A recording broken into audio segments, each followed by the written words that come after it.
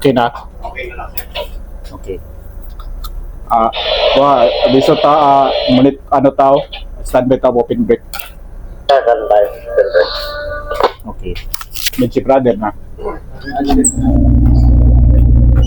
May hapon dia mga follower viewer na to. Ang kurahe ta karon ang barko diri nakabanti tayo na hinay. Ang barko hindi to pareho ng mga sasakyan na pag stop mo ano agad paparak. Pag stop ka i-atras gamit tayo makina kaya mag slow turn tayo. Ngayon clear na tayo dito sa Manila. Let's slow turn please. Ngayon naka-atras na tayo. Ito yung palaging tinitingnan ko kapag magmanyobrada itong quick water.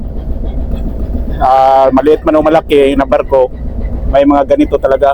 Yung transverse thrust niya na right-handed fixed pitch propeller, ito na, nasiswing na sa starboard side. Yan ang tinatanong ng piloto.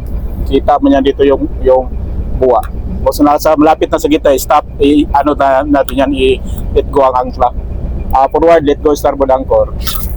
Let go, starboard anchor. Okay. Yan, mabilis lang yan. Kaya stop agad natin yan.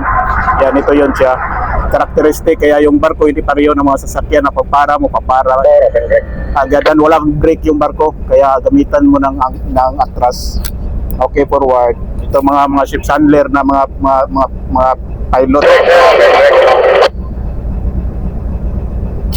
Okay, open brake, thank you. Yan, swing yan sa'yo. Tapos stop engine naman natin. Okay. Stop engine. Finish engine, finish the wheel.